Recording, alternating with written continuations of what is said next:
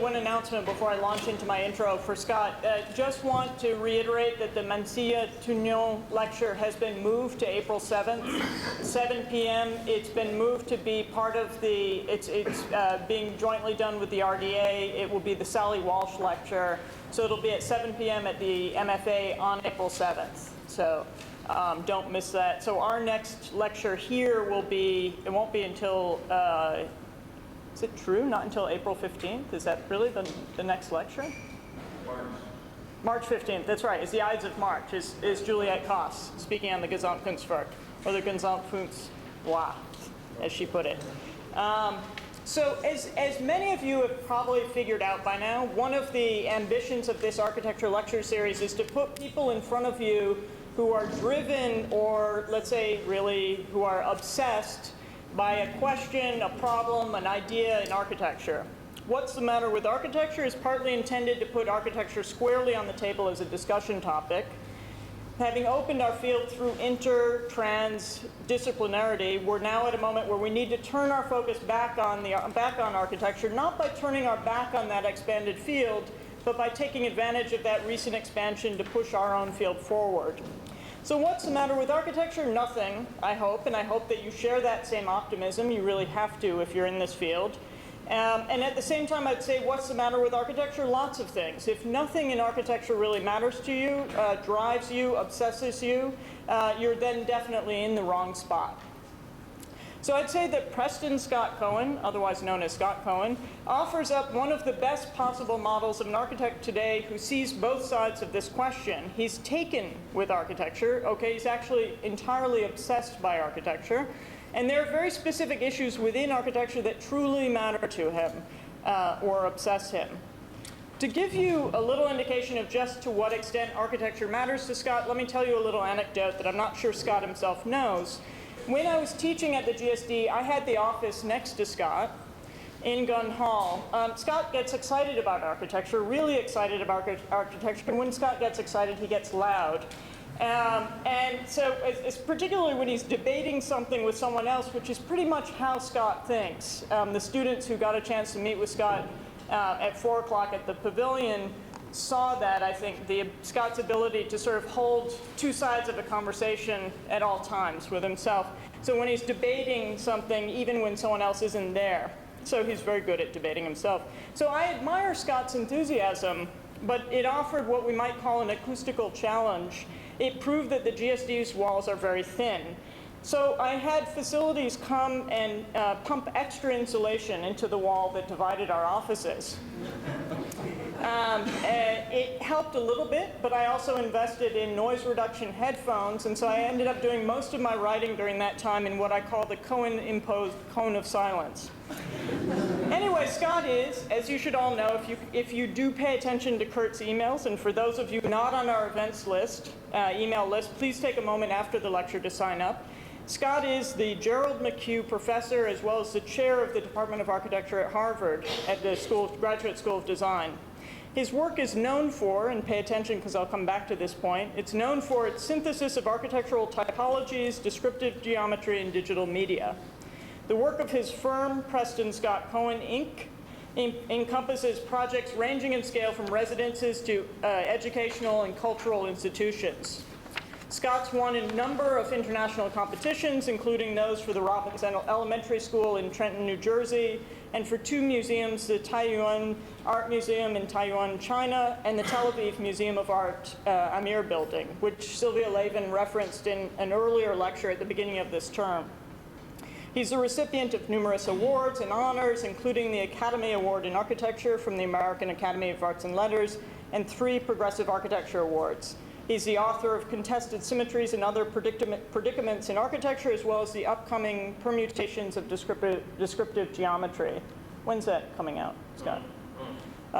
So to return to what his work is known for, its synthesis of architectural typologies, descriptive geometry, and digital media. That's all true, although I would probably put it slightly differently. Scott's interested in form, as you'll hear, and I think that typologies, geometry, and digital media are all architectural means by which he explores form. Scott's focus which applies to how he reads history, how he reads other contemporary work, and how he practices on his own. So he hits the trifecta with his approach, his focus. His focus is on how moments of invention occur at all scales of architecture, precisely at the moment of introduction of anomalies within architectural norms, whether those norms be of form, of geometry, of materiality, of typology, etc. The anomalous is difficult, but it's not difficulty for difficulty's sake. Instead, the anomalies that Scott obsesses over are intrinsic to architecture. They're little moments of heated energy, little and sometimes big catalysts that move architecture forward. He's argued, and I've asked him to elaborate this argument as part of this talk, that architectural formalism is not synonymous with biological metaphor. His work, which I look forward to seeing tonight, demonstrates that form is not a bad word or a shameful, selfish, unresponsible ambition. He consistently masters the manipulation of form in such ways as to alter our perceptions of the world around us, the types of buildings we occupy, and the possibilities of what we can do. And I'll just note as a small aside that he was also generous enough to take time right before the lecture to meet with the students, which is something to do because it's when you're actually nervous about actually trying to give a lecture. And so it was very generous of him. And I think that the students got a very good taste of what Scott's like as a generous individual and someone who's really indebted to the field or part of the field. And I want to thank him for that and also thank him for coming here and giving this lecture. So.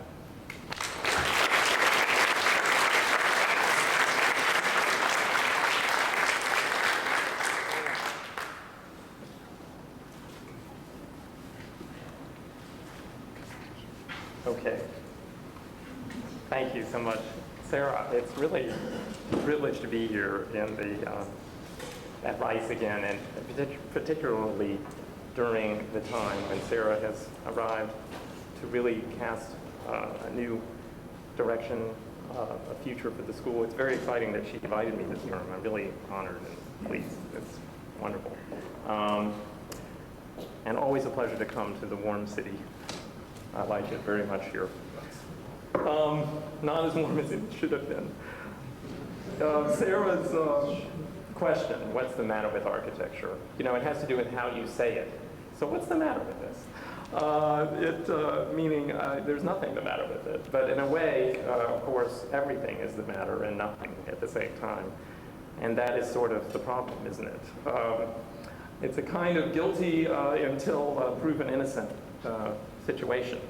If innocent means somehow that, you know, what we have to do is somehow what's known as useful or performative, to use the term that today seems to be the dominant word for function. So in a way, I think that that's an interesting dilemma to understand the purposefulness of form.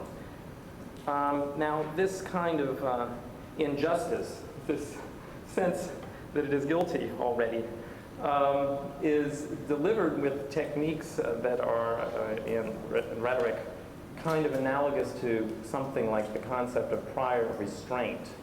And I'm quite interested by that, particularly since it's exacerbated today by the fact that architecture wants to be all about and only about the present.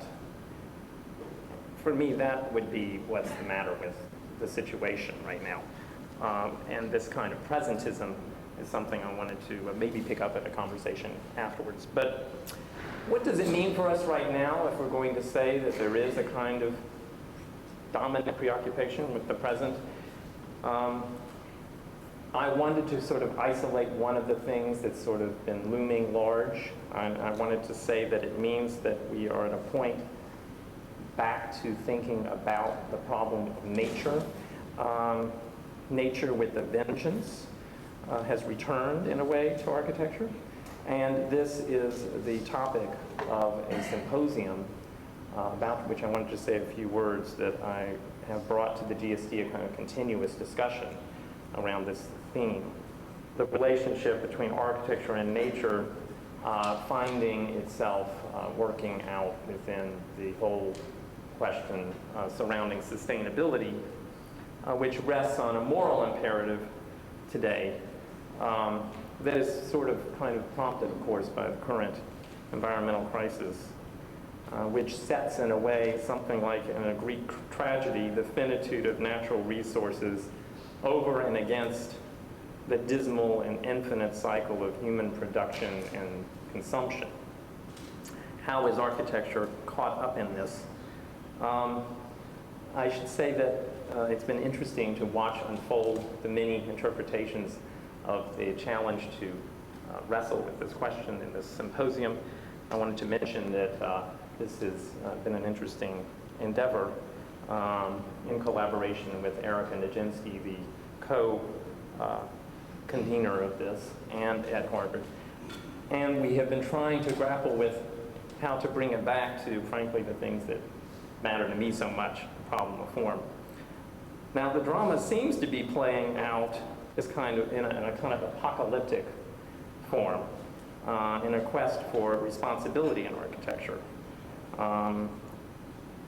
And it is interesting to see it called somehow a new natural architecture, rooted presumably in a kind of mysteriousness, in the mysteriousness and fragility of materials, let's say on the one hand, or in ephemeral interventions when it tries to take hold in architecture in its forms, or it plays out in biomimicry, to give but one example, in which the emulation of natural forms and processes undergirds the creation of such natural materials as adhesives,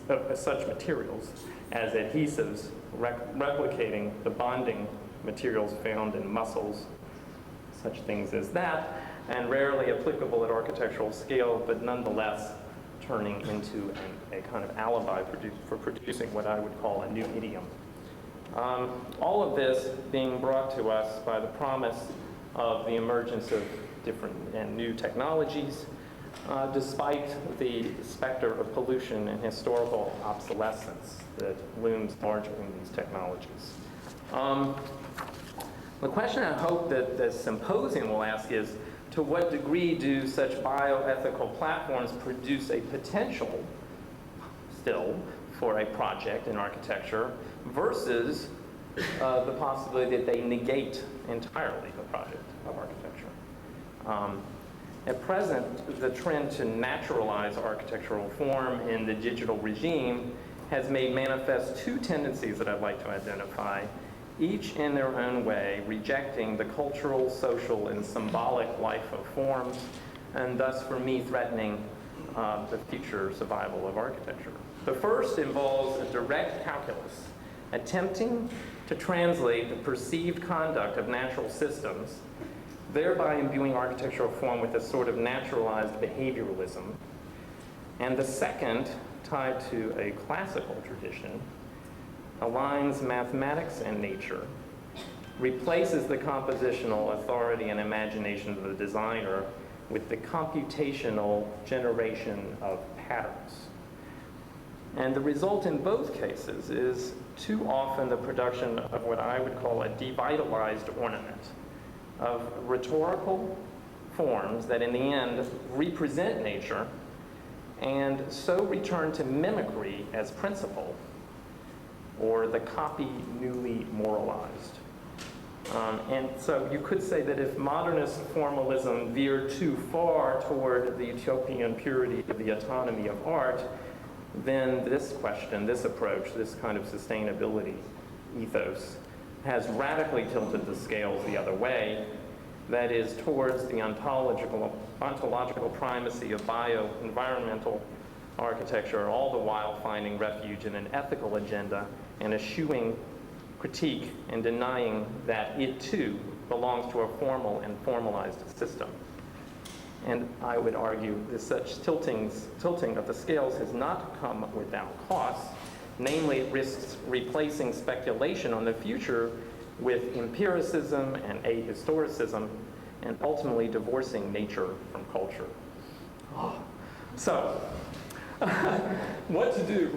I wanted now to say that we would have to shift gears to get out of this predicament, and that to prevent a kind of condition in which we subsume the social, political, and cultural dimensions of the built environment under nature's primary status to avoid that, avoid subsuming. One way to start that I wanted to talk about would be to say that since sustainability introduces new and complex constraints, first we should say something about the role of those constraints and the way in which they reformulate the things we have to do. Interpretations of nature, that is, as they're related to matters of functions and codes in architecture. And then we could provide, I think, useful and very compelling comparisons between the environmental limiting conditions that are changing the practice and other moments of what I would like to call functional interference with architectural form, wherein these things, these constraints, things that come into play, interfere, that is, change the course of the development of the forms of architecture. For in all of those instances in which constraints did in fact operate on the corpus of architecture, spatial and institutional mutations of profound consequence occurred.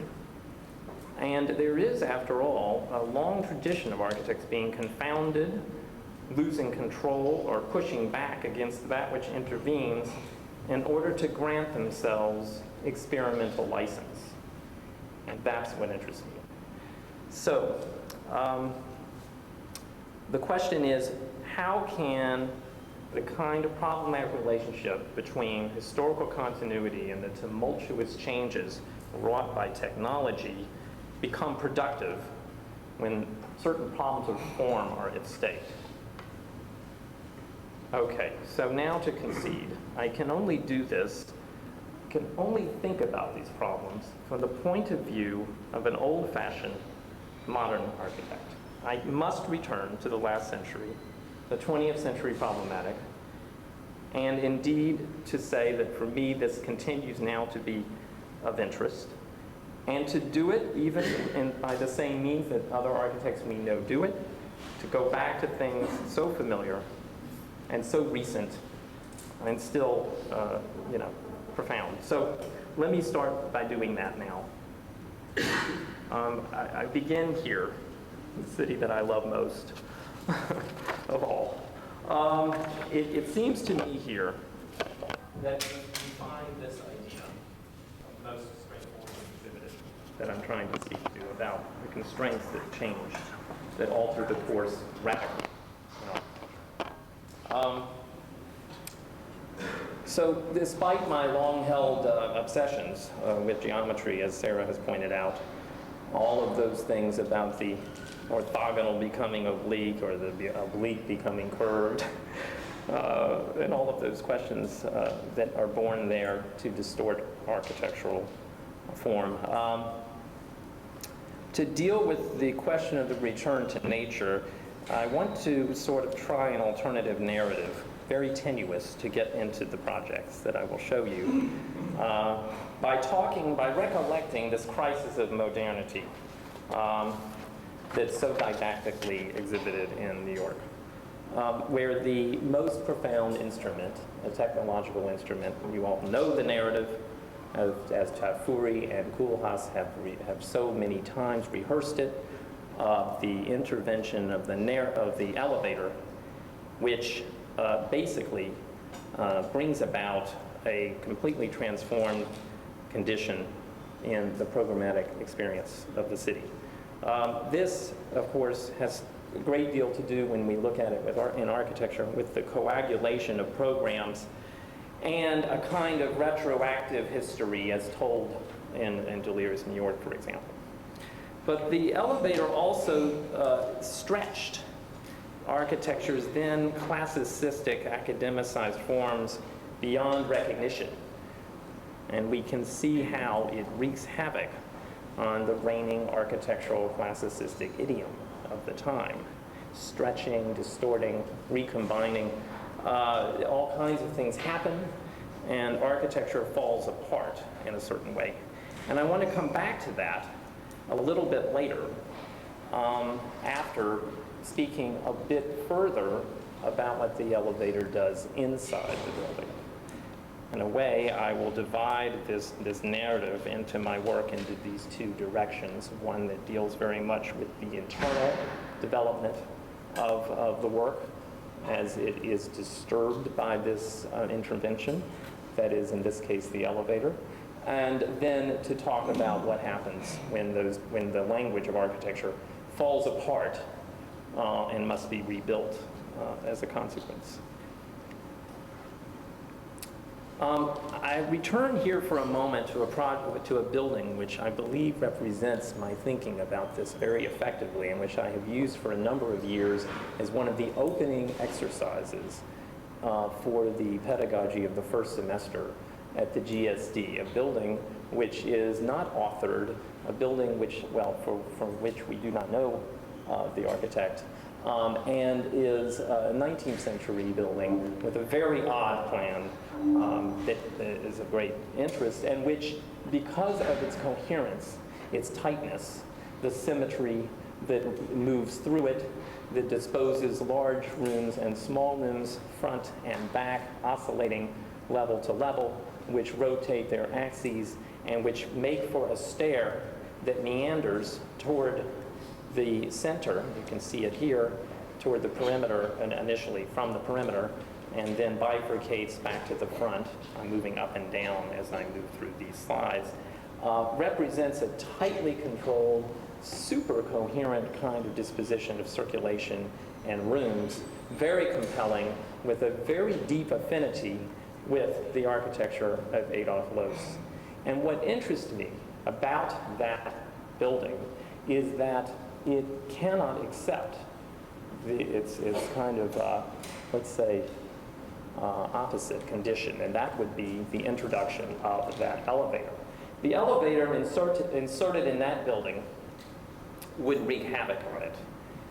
Now to look at why, we can see in a building like this one by Loos how the development of spaces is so intertwined with a kind of sequence that organically moves through it, that in this case, though there is an elevator absorbed, there would be instances in which, by virtue of the disposition and scales of spaces, it would seem to be impossible, and that is the case in the building that I showed you.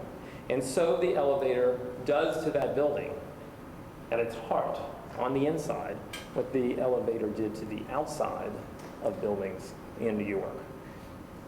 It is, in a way, to ask the students to put an elevator into such a building, is to intersect two trajectories of modernity, which I believe continue to be operative today. One which involves a kind of complex development of spaces, free of the hierarchy, free of the kind of regimented development that was inherited from the Beaux-Arts period.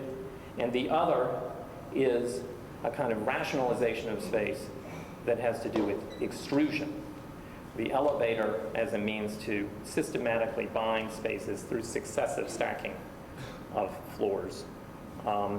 There is yet another narrative, of course, which is about the promenade, which is a far more dynamized understanding from that point of view of the movement of the subject through space, which is also underlying the two, but in very different ways. For the elevator, it involves a certain kind of freedom to move through a building at one's will, not to be subject to its choreography, not to be subject to the building's controlling, to an agency of control whereby it moves you through a sequence and then you fixed pattern.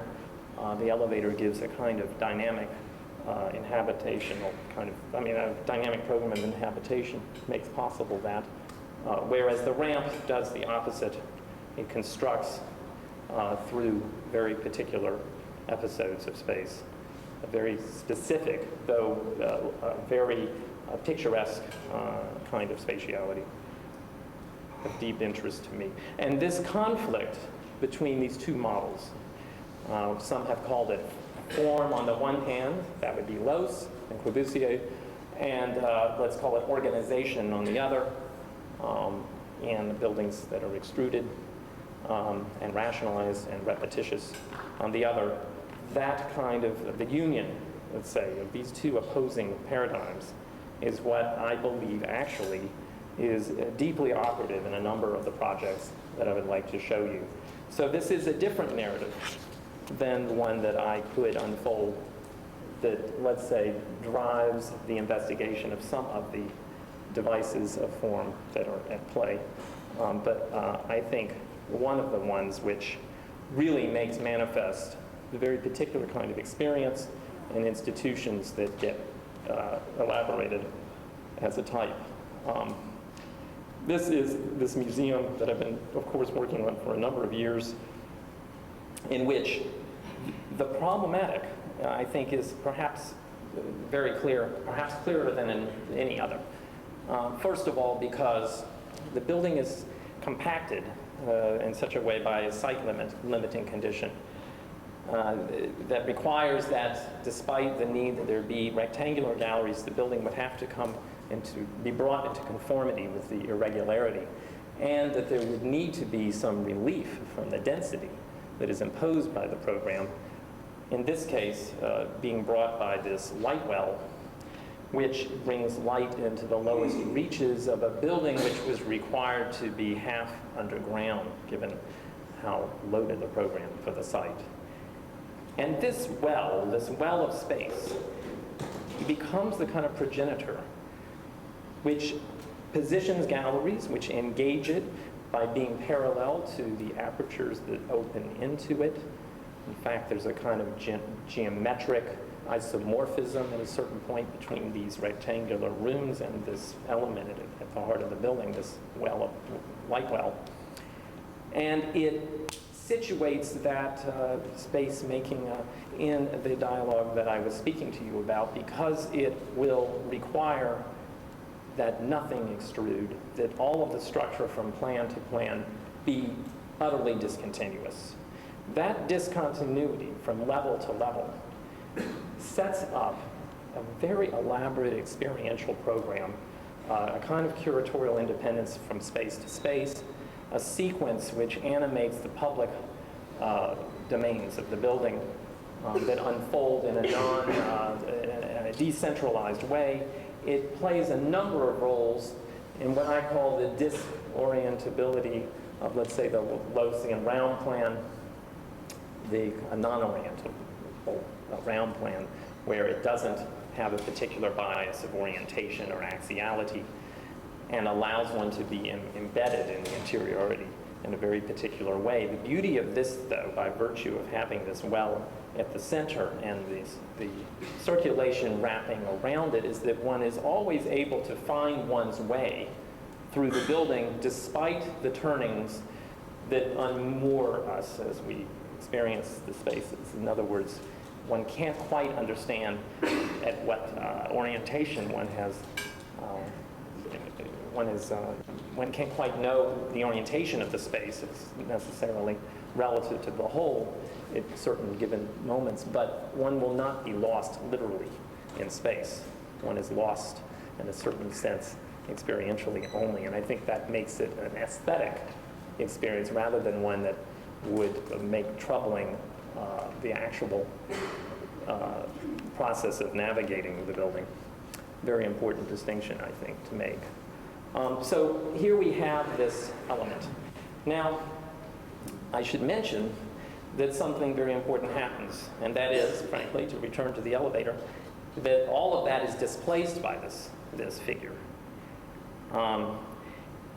We will come to that in a moment, but I should say first that it is, despite its way of dynamizing the gallery experience, not an occasion which consumes the gallery, that detracts from the potential for it to remain independent of the architecture. I believe thereby it holds the balance between the architecture, which assumes a kind of formal program, and an organizational strategy in which the galleries have autonomy, flexibility, and sustain a kind of neutral figure such that they can be curated quite differently on different occasions. Now to return for a moment to this question of the plan and the locating of the only extruding figure element and the consequences. You can see the elevator there, but for a moment, please focus, if you will, on the difference between this plan and this one. These plans are adjacent immediately, one to the next. This being the lobby level, and this the level above, the level of the primary program of galleries. One rises into this from the existing building from here via this escalator, or from the entry to this building. It has its own entrance this way, and up this ramp and up this stair. I should point out that there is a kind of continuous axis running through the building all the way through to a window that draws one deep into the building and into a kind of distant point, which is quite similar, though differently developed, than the one that comes out of the existing building, where one crosses that axis by this path that leads one into the first gallery, up the escalator. The elevator manages to find itself in a position where it brings one to this point of commencement, where one arrives from the stairs from the front of the building, and one arrives from the escalator from the existing. And so happily, the three are brought together. But it means that all of the services, a great deal of things that normally would populate the heart of the building, around which galleries would be organized in a building of such a deep plan, now are at the center, but not in a way which is immediately adjacent to such things as the curatorial staff and other programs, which now are at the edge of the building, which is a very interesting consequence and very good, I think, for the building, because it gives life and interest to the connection the building makes at its edge. Not usually what happens in museums, which often offer a very opaque facade. And so there is something about the energy that builds up in the building with regard to the way the elevator and the circulation altogether develops that produces this kind of peripheral programmatic development. And I should point out also that there are many other curious developments, such as the way it opens, of course, on two sides, so that levels that change can be worked out, one entering here at one level and exiting here in another. It allows for certain kinds of transitions from one level to another. We can see here the continuing changing of the plan as it moves down. We're basically looking at a building where this angle at the left, which the auditorium aligns to, is approximately 45 degrees to the primary axis manifest at the very top of the building by this plan, and the in-betweens all gradually trying to adapt to that full rotation. This is made possible by a structural system which is actually a stacking of verandails from one level to the other. Again, a kind of refusal to extrude, which is innate to the round plan understanding of interiority in a way. The difficulty of compressing a building with a height constraint and manifesting these verandails was, of course, a challenge of interest that is itself productive, wherein the kind of coordination of mechanical systems and structure becomes an unbelievably elaborate scheme. Primarily our goal being to compress the space that would hold all of the mechanicals in the structural system and to thread it through it, thereby allowing very thin transitions, very minimal transitions in depth between the plans. We hide some deeper mechanical areas in certain parts of the building which are not near edges where the slab's depth are revealed, and one cannot understand in a way that there really is some crochet there. So it is a building wherein one experiences those transitions very, very quickly, and I think those transitions of shift from plan to plan become thereby quite extraordinary to experience in these, because of this system of integration. Another project which I believe is troubled by this dialectic in a compelling way, is this museum.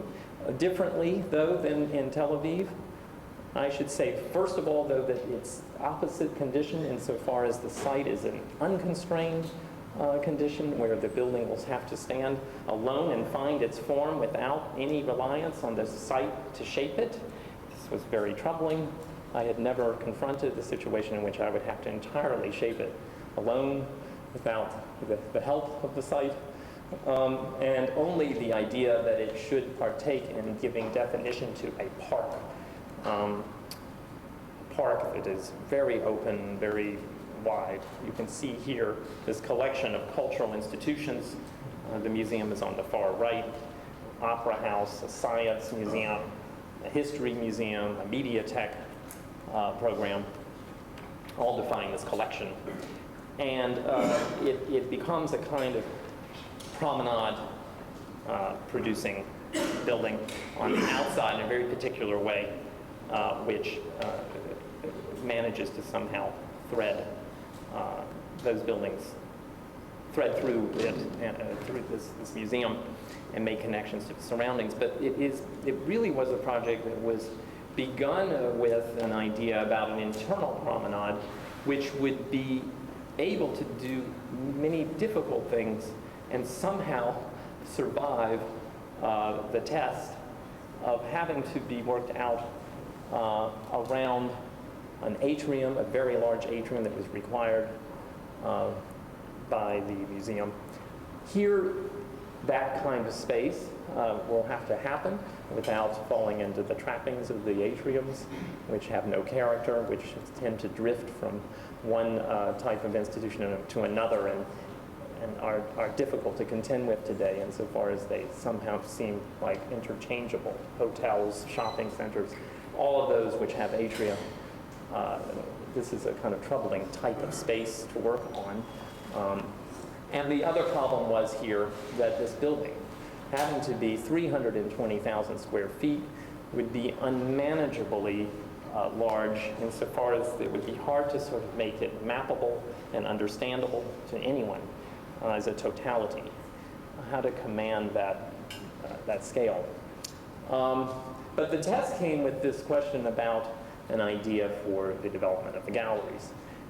Here, the dialectic that I wanted to play out was one that involved imagining that we could have a continuous chronological sequence from gallery to gallery through this museum, a kind of continuous looping itinerary where one would be able to make one's way through the whole museum and understand that one leads to the next, either for the production of a narrative, a didactic exhibition, or by virtue of having to display a very particular period or a kind of single artist's work that would move through many of these galleries, how to develop this linearity, and at the same time offer the museum the ability to curate independent shows to allow the people skip from one level to another, that freedom of choice that is brought when one is free of the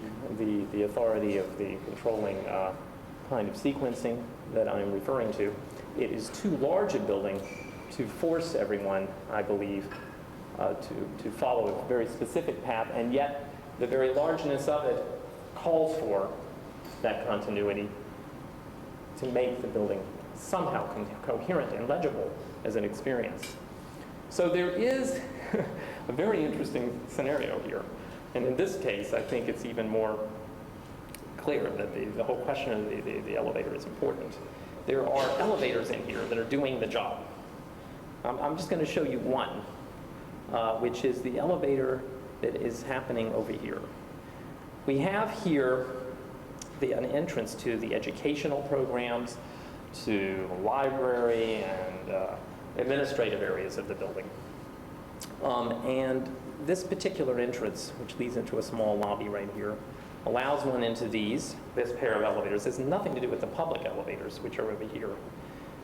Now, both of these elevators face the task, these sets of elevators, of having to be connected to a number of spaces which are otherwise linked in a continuous way and through a kind of ramping and level changing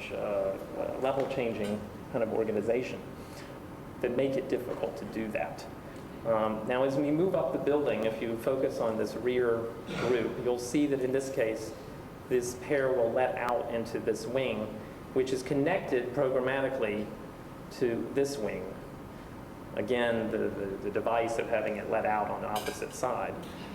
That would be the one thing I would point out there. But the fact that this happens is largely due to the overall form of the building, which is constructed to support that kind of continuity from gallery to gallery that's moving through the building through changing levels, and the exterior promenade that gives shape to the envelope, forcing the figure of the building, which then the elevator has to come to terms with. The other pair, the other set, is obliged to allow one to enter the set of the galleries as clusters, as independently curated sets, independently curated exhibitions, and gives access to the promenades that move around the atrium in such a way that one is never having to change level more than half a level, and in such a way that one doesn't have to use the escalators, because of course this would not be possible for the disabled. It's a very complex way in which the choreography of the ramping, which is a form not so easily, let's say, brought into conformity with the needs that the elevator has, is played out here. Here are some representations of the exterior promenade as it plays out on the building. The building was designed around a geometry that is something like a knot, and the knot is a spline that is redefined by folding plates, a geometry of panelization of surfaces that are spanning the curves of these splines. And here I wanted to show you something about the way the sequence works, the looping sequence. If one begins here at this lower level, moving below here, one proceeds up this ramp and sees that it continues here, but that one can't proceed there until one continues here, comes around, moves up here, across here to continue. So there are ways in which one is pulled through, this being even higher. There's a ramp behind here. Interestingly, you can see that as one is ascending here, clearance could not be obtained unless this shifts off. So even as it can be stacked down on this end, it is thwarted by the demand that this continuity be preserved visually. And that kind of shift makes, in a way, gives necessity, the necessity we all crave as architects for generating these exceptional skewing gestures in the plan.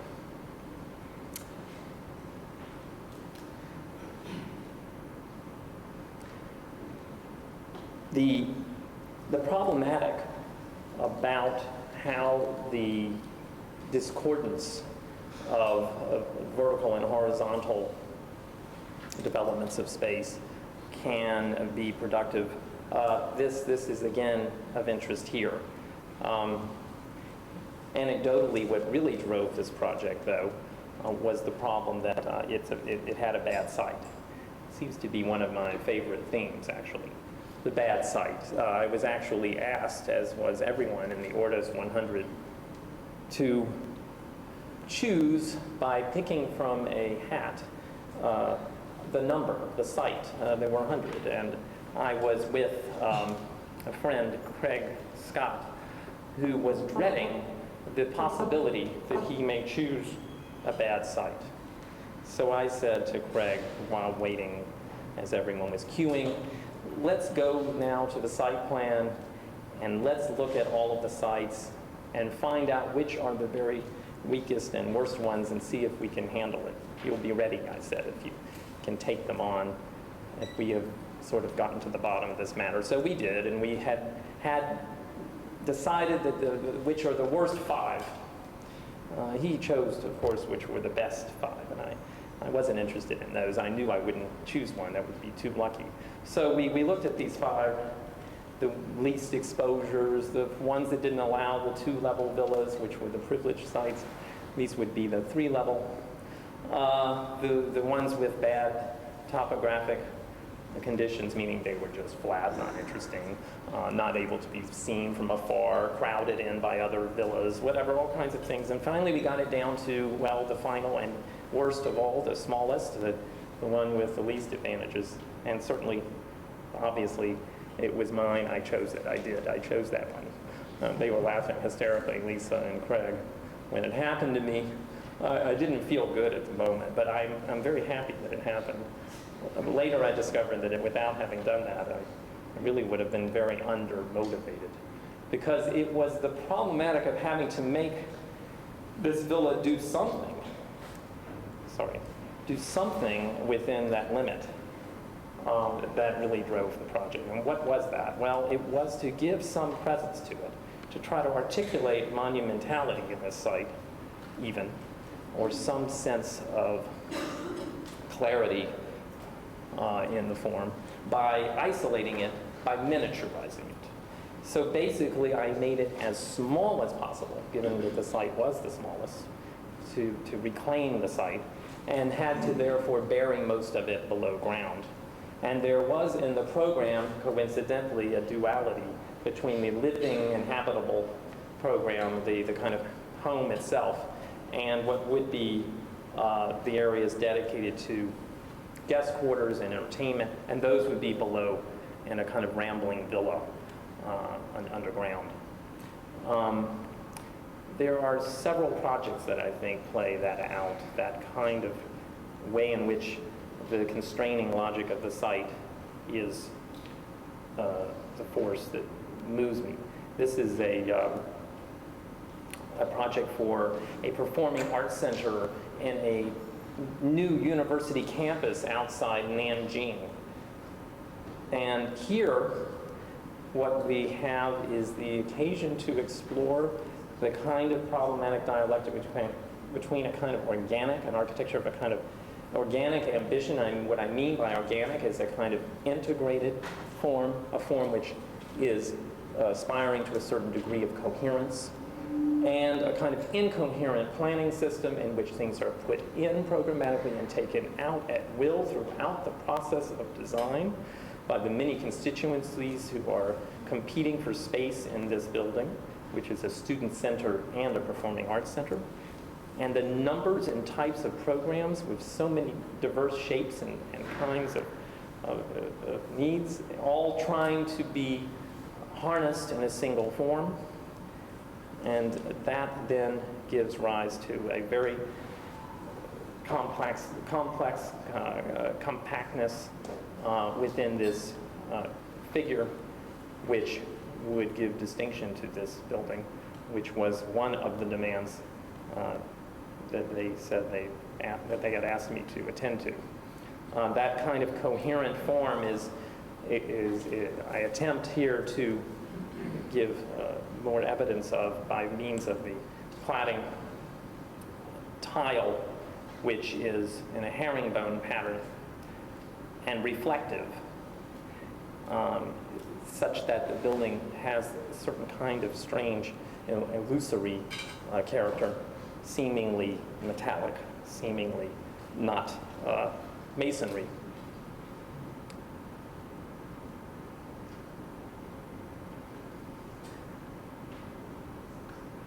The translation to the folded plate geometry here is a kind of means to bring about these forms with very economic techniques of construction. This is a very inexpensive building, actually, believe it or not, but labor in China for concrete construction was something I was exploiting.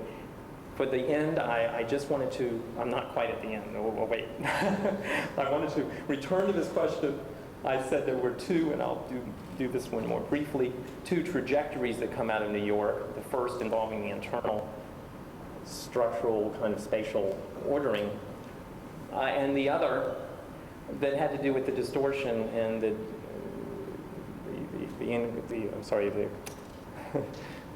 the falling apart of the idiom that loses control by virtue of the intrusion of these extraordinary technological advances.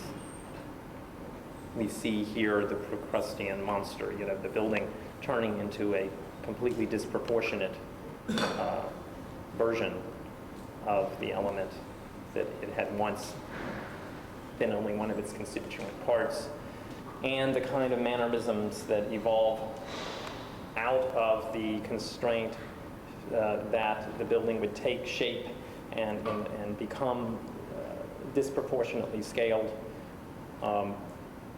That leads to a different trajectory that, of course, is of interest to me too, and that is this kind of question about how architecture is reshaped, well, yes, distorted, attenuated, undone, and that has been another very important trajectory. Briefly, just to show you the projects that I think have something to do with that. One would be this house, which is an overscaled house trying to encompass a structure, a pre-existing structure, but to do it under paradoxical conditions whereby, for example, we have here a barn that would have moved normally because of the looseness of the mortise and tenon joints and so forth. The way it's built was meant to be unstable, and it was that very structure that the clients or anyone adopting a form like this wish to display. And so how is it that we preserve it? How is it that we preserve it and at the same time offer a new kind of space, a space that's more loft-like, that was also asked for, and on the hilltop where the wind loads are as great as can be.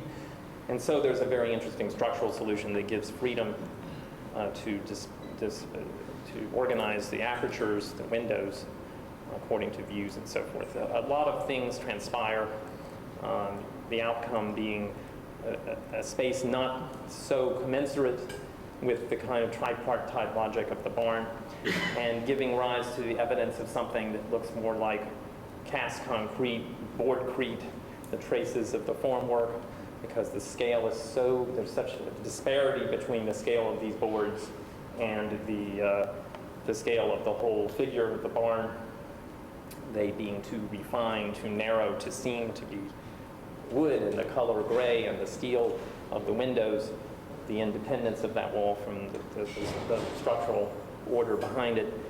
There have been a number of people who've said, how did you get such a large precast construction in the upstate New York? This has happened a number of times in the projects, that there's been a material transformation that has resulted from these distortions, a theme which I'll return to at the very end. Quickly, another one, which is this project in New York near Ground Zero. It's a passage between two towers, which is again a bad site problem. Here was a site's very narrow leftover gap between two towers, and the question would be how to create a kind of provisional sense of enclosure within this very shadowy leftover residual condition.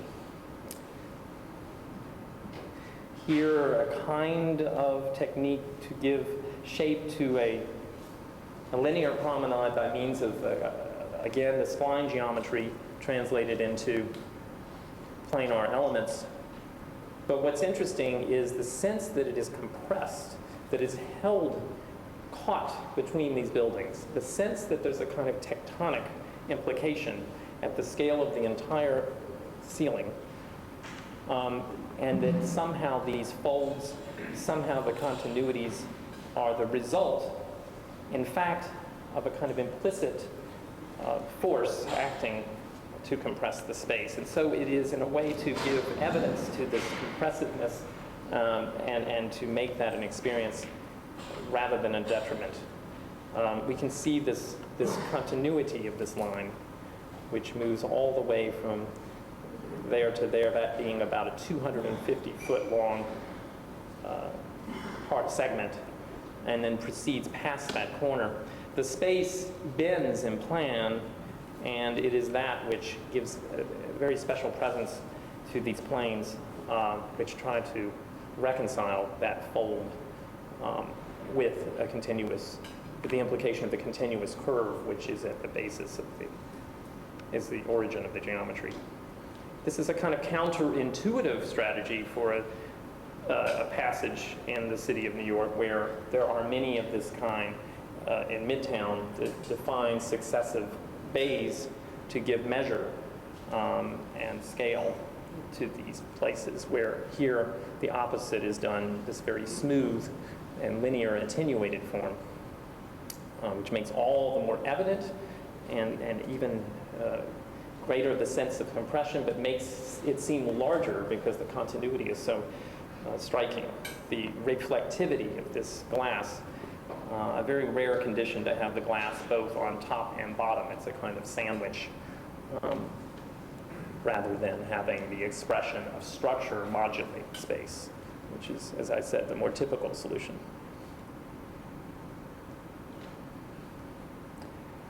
From above, interestingly, it extends one of the largest trading floors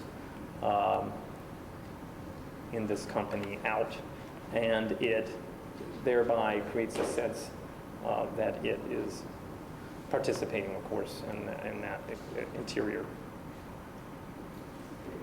At the end, just to show you the construction and these transformations that occur that I spoke to momentarily, this is in Tel Aviv, buildings where the panels, and here there are about 460 of different shapes, all cast in the building, precast components. The building is a kind of factory in itself for the making of these panels, are so smooth, so impervious, in order to avoid the problems that concrete has. They seem, by virtue of the reflectivity, to again evoke a metallic or stone-like quality, but they are so large as to seem impossible to be stone. People are desirous to touch this building. It's really quite exciting in a tactile way. I think the scale, the elusiveness of the scale, some of these panels as large as 300 square feet, and some are, quite small. The constant change, the continuous change, by the way, being a kind of testament to the distance these panels have from the cranes, on the one hand, and having to do with the development of a progression in the geometry that is more due to my interest in the anamorphic effects that I am attempting to articulate in the sequences that perambulate the building. We talked earlier, I said earlier, so much about the inside sequence, but this building is also problematized by the fact that we are moving always near it, around it like that. This is where the public mainly moves in the sequence of the site. It turns out that's the kind of circulation people are frequently doing. And so it's a building one sees on edge more than frontally. And so those corners become very important to, let's say, give more vibrance to that movement. And this is the means of entering the garden by descending a ramp over which the building is rotating. This is thereby a kind of enlarged version and very compressed and horizontally extended, attenuated version of the interior ramp sequence. You can see here the entrance to the garden. It's as if the whole building has turned like a very heavy, well, triangular shaped wheel. Very, very heavy, very slowly turned, very attenuated results from that, as opposed to the interior, which rotates far more, with greater rapidity, with seemingly more precipitous consequences, more immediate. The interior has a kind of much tighter and quicker rotation in it. This is the sequence from the entrance from the existing building into the upper gallery. At the end of that, here we can see panelization, the factory for the panels. This is a steel frame, this yellow. And the occasional condition in which it needs to be cut to let windows into it. Oh, it's me. That's my fault. Sorry about that. And finally, the light fall, the light well, which is the only cast in place element, the formwork for which is something of interest with respect to the kind of geometry. This is the unveiled, for the first time, bottom third of the space. It's been filled with scaffold now for almost a year. So this was kind of a remarkable unveiling just about 3 weeks ago. Poor man caught between formwork and concrete. Way to kind of end. I just thought I would say that I like very much the problematization that these kinds of conditions bring about. Obviously, as Sarah has already said. But I should also say, just as an interesting concluding point, that the changes wrought in the process of building, of course, by the challenges these forms pose are another topic, another domain of work, and that I would like to develop some more in a talk on another occasion, but only to leave it here for a moment with some of the points that we discussed with the students earlier. Interestingly, I think there is a kind of potential in these reconceptions of the tectonics of architecture through different reformulations of our idiom to open up different terrains of practice, and I think you've heard about it before, but that have to do to a great extent with the question of the agency of architecture, the architect's control of the whole problem by virtue of their tools, the tools that they master. And I think this is a very exciting territory that's opened up when the architect possesses the means to give rise to forms in ways that are normally not possible. And so hopefully we see there a kind of pushback against the kind of powerlessness that so many in favor of a retreat into nature have advocated. Well, thank you so much, and I hope that we can have some discussion, though I've spoken too long. Thank you.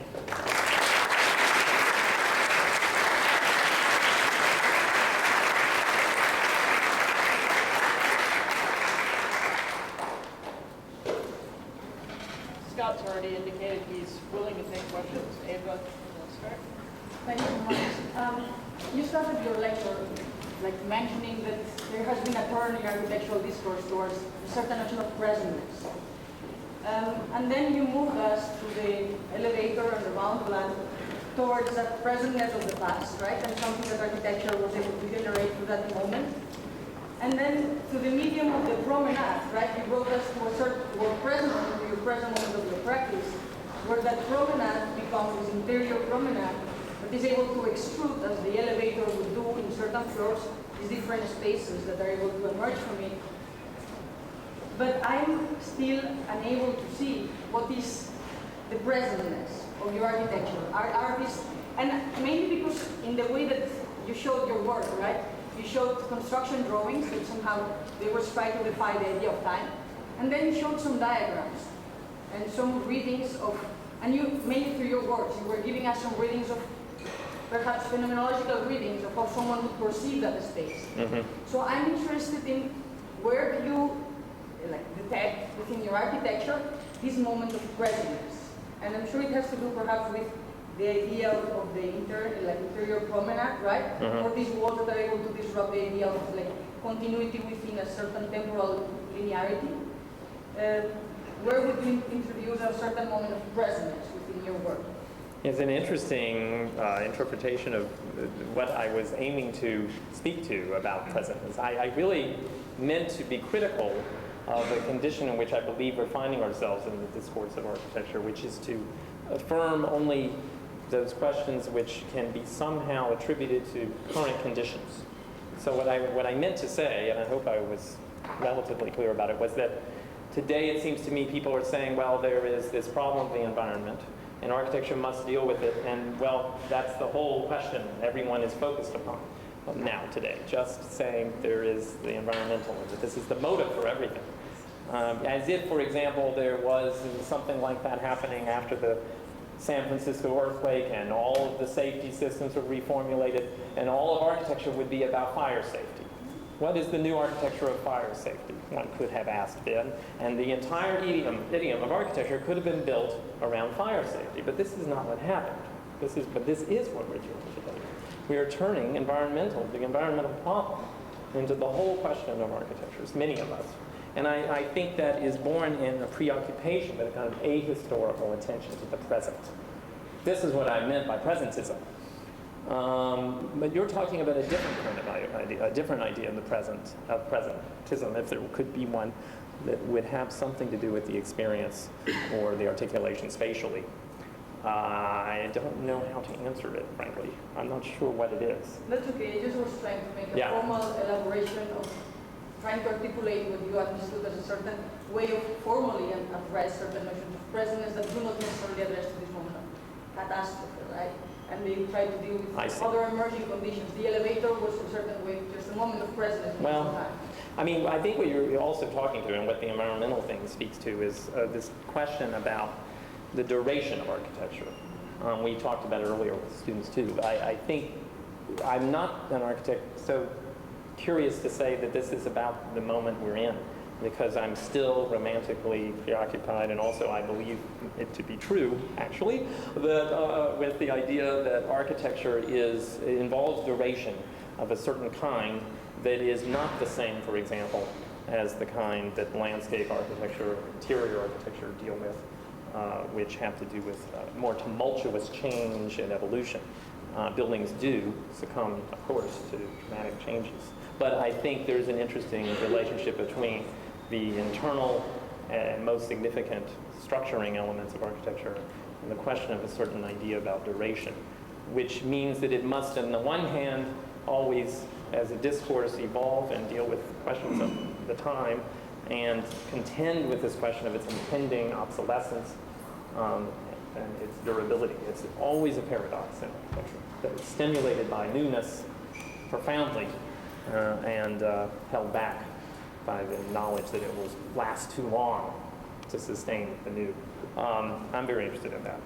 So that's where historicity returns to the work. Scott, I have a question. I think probably better than anybody I know, you have so fully ingested the problem of rotation in architecture to come out with something that's extremely interesting, which is Distortion. I probably don't have the right labels for it. But I wonder if you would, I think it's interesting for a number of reasons. One is it's something that runs through the period of your own formation, our own formation in a sense. And I'm thinking of 80s rotation and the kind of drive toward economy that that produced, versus torsion, which produces contingency or affiliation, but isn't entirely removed from rotation either. And I just wonder if you would comment a little bit on that trajectory and maybe a little bit point where it goes next. It's a very interesting question. I think you're right. I mean, it is something running through it. And torsion is somehow different. I think by rotation you mean something more collage-like and more evidently what is sometimes called indexical. Yes. Excuse me? Yes. Something like that. I think there can be no doubt that and I was put to the test by the students about it, that the tools which, when they enable us to rethink the geometric basis of architecture, certainly have had something to do with it. But the oblique The question of the movement from the orthogonal through the oblique to the curved and back again, this continuous exploration, it's a little bit hard to know where to put the brakes on and say how to measure this, because it happens in different ways and under different conditions. I would say, for example, in the barn house, for example, the old style rotation is happening, but we see nothing skewed in the plan at all. But I can show you how it has an orbital and spiral-like formal development in the plan, the way the rooms move around rather than get divided in the tripartite and so forth. Whereas we don't have it in the Tel Aviv. I think the lexicon, the whole grammar, if you want to use that word, of plan strategies and geometry, panelization, and the in-betweens makes it somewhat more ambiguous than maybe it was when it was thought about through processes of extrusion that were more easily available when we made axonometric projections and so forth. So I think there is something to be said for the means, the techniques that have evolved it, the whole discourse. But I like to think about it as torsion. The last point I would make about it was that it combines, of course, torsion on the problematic of perceived conditions of which we perceive these forms in the anamorphic, for example, and the tectonic, which operates on form to compress it or stretch it, the forces that act on it that seem to be physical in any number of scales. So it's subjective and structural. And I think that's what differentiates it from the rotations of the older variety, which had to do with only the question of the analysis of the form, as an artifact. I think the axis from perception to structure to tectonics is a very different one than from the straight to the rotated graphical kind of idea. Yes? You talked about kind of two outcomes from New York as a case study, I guess. Is there a way to kind of be able to mitigate between the two to kind of marry the two, or are they completely separate and distinct? The main difference between the two is that somehow I was trying to suggest in a way that one is almost an unconscious condition in which the elevator produces an organization that's economically driven, it's purely instrumental, and the other is the willful representation of deformation that architects like Venturi and so forth indulged in, which is somehow indicative of the distortions that played out as a result of the first one, in the disassembly of architecture, in the disintegration of the idiom. But they come from different impulses. I think that it really is, yes, first of all, very, very possible that they happen coincidentally, that there would be reasons to have a building succumb to some strange organizational strategy that goes against the normal development of the program or against the normal way in which the institution sees itself develop spatially, and also to, of course, bring that about by one's own accord, simply to do so for any number of reasons and effects, to bring about those effects as a motive. Are they actually brought together? Philosophically, I don't know. But the difference I should point to is that there is not an idiom, I don't believe, that falls apart today. There isn't one to speak of in the same sense as there was then, that we could say has disintegrated, or that we can witness disintegrate. And so any notion of distortion or deviation has to be constructed. It's completely fictional.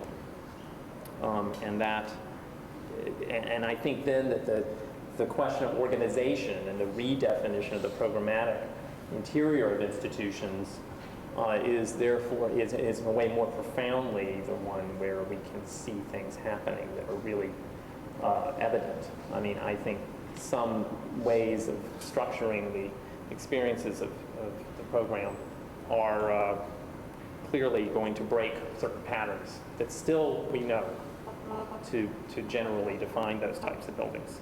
That's interesting. So it's not just a formal question. I don't know if that helps, but yes? Do you think there's a seductive quality to your work? Seductive? I hope so. I mean, how? Where does this lie? Well, and I'm skeptical of it. I've often told students that I'm facing on something that has such beauty that I think it's thwarting my critical skillfulness or something like that, or my critical capacity. I can't get past the beauty of certain things sometimes, and so I worry about it. I'm skeptical of it. I think the work is too picturesque. It's offering too many seductions, too much sometimes. I don't think that's quite the case in Tel Aviv, but I think the proliferation of exciting episodes of space, for example, in the Taiyu end is disturbing in a way to me. There's too much going on there. I mean, that worries me. Yeah. Something I thought was really interesting in the projects you shown was the treatment of the edge, and particularly in the projects where the site was problematic, or you said there wasn't much information to be gained from the site. The building edge seemed to, or the building itself sort of swallowed the entire site, and so the site edge and the building edge become one, and it almost makes the building larger than the site itself. So speaking to site conditions beyond the immediate context. And I was wondering if that's sort of a intention or if it's a result of the moves that you choose to make in the project, so that sometimes the edge is demarcated by the site, and sometimes it's the edge of the building itself that expresses the overall condition. It clearly is such an important problem to the definition of the limit and the edge that you're describing. I mean, I like to imagine that in some of the projects, like let's say the canopy in New York, the passage through, that the edge is implicitly beyond the work insofar as the force acting on it produces that outcome. But you're, I think, speaking about the actual contours of the limit of the work. And many of them, I think this is a kind of contemporary interest that some are having now, many people are having. There's an effort to kind of dissolve the evidence of the limit line of the work. To dissolve it in one way and then to make it so emphatic in another is one of the attempts I've undertaken, for example, in the house in Ordos, that the objective nature of this small tower is so, unmistakable that the limits of the lower part become even more elusive. It's an old-fashioned dialectical strategy, I would say. I don't know how it is handled here. I don't know how to analyze it in that project. But I think, as you said, I think you answered your question in a way in your asking, the way you asked, whether the limit is in the work or thought to be defined from the outside. I'd like it to be both. Okay. Back there? Okay. In similar kind of larger projects, the legend building and the circulation. Johnny, can you speak up just a little bit? Yeah, it's particularly the first two projects, it seemed like the legibility of the circulation was particularly important in order to construct the narrative. And I was wondering, what does this need to be legible do in terms of, or do to the program form? I'm sorry, what's the question at the end? What does this need to be legible in the circulation do to the program and form? What does the need to be legible do? Oh, well, a lot. I mean, it's because I want it to be legible that I'm forced to do a lot of things. Yeah. I mean, it causes some problems, let's say. If I would just let people wander through and find their way in an easier way, some of these things wouldn't have happened.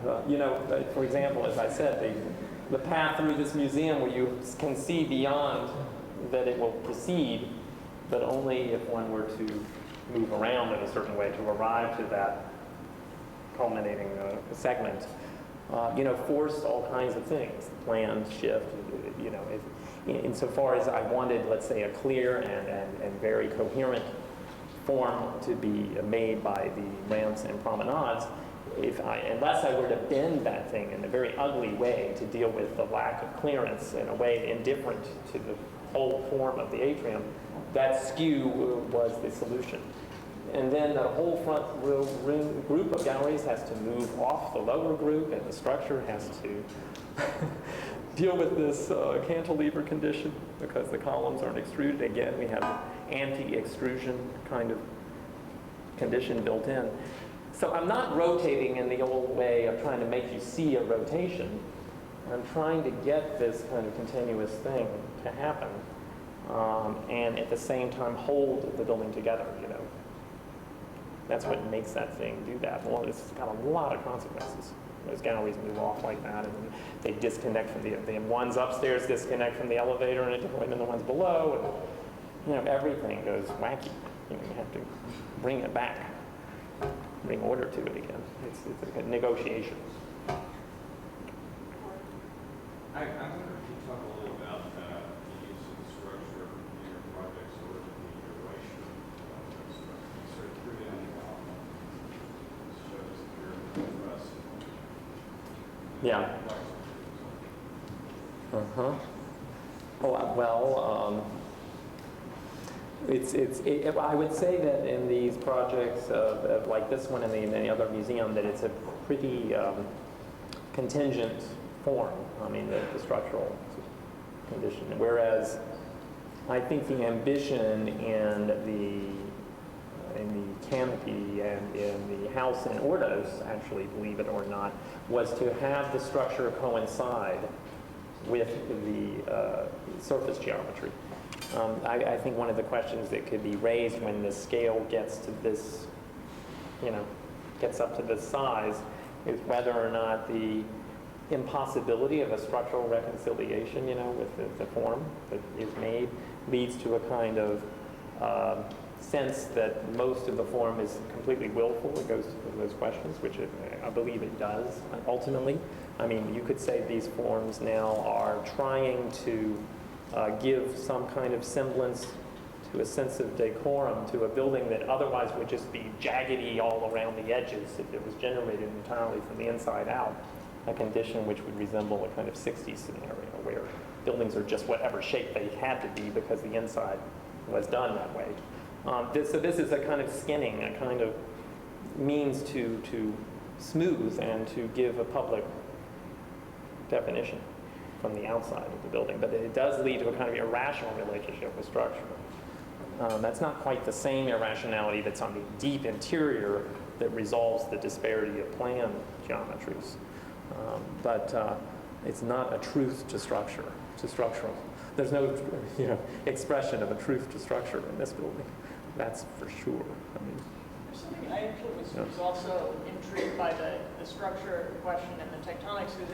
It's interesting to see you lecture now that you have so much built work and how excited you are about the actual building of it. And I think your recognition of the role of the elevator or technological element in having an effect on architectural form comes in part, I would argue, from your building right now, and sort of that understanding more directly that relationship between technology and form. And what intrigues me is your excitement over the technological and the mechanical and the stuff, even with the students when you were talking about mechanical systems and their role on form, but you're not celebrating the visual, even hiding the structure in the mechanical, or having the mechanical in the structure, that you don't celebrate the tectonic solutions or the mechanical solutions or the structural solutions. And so what's intriguing to me is that the projects have a celebration of the form still at the conclusion of it, and yet what's nice in the telling is that it's not just formal manipulation that gets you to that end. It's an understanding of all of the complexities of architecture that are played out with that formal interest. So I just wanted to commend you on that and sort of comment on that because it was played out very clearly both in your conversation with the students and in the lecture. Thank you. Thank you so much. Okay.